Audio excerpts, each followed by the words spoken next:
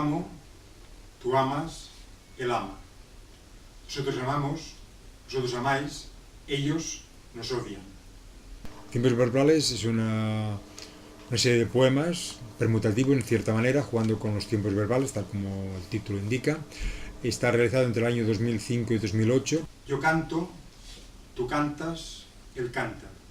Nosotros cantamos, vosotros cantáis, ellos nos silencian. Son 24 tiempos verbales del presente indicativo, más el centro, que es el que da un poco el colofón y el que cierra todos los tiempos. Yo soy yo, tú eres tú, él es él, nosotros somos nosotros, vosotros sois vosotros, ellos somos todos. Yo trabajo, tú trabajas, él trabaja. Nosotros trabajamos, vosotros trabajáis, ellos nos explotan.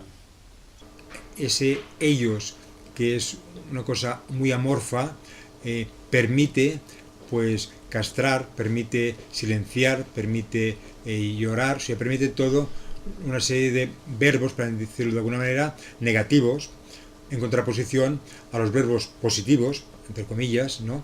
Que serían el yo canto, tú cantas, yo ando, tú andas, yo dibujo, tú dibujas. Ese ellos engloba o disfraza o acoge a todos. Entonces, claro, ese todos es el yo, es el tú, es el él, es el nosotros y es vosotros.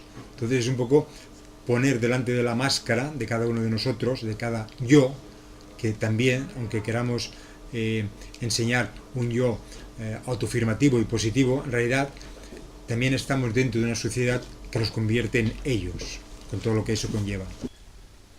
Yo copulo, tú copulas, él copula. Nosotros copulamos, vosotros copuláis, ellos nos joden.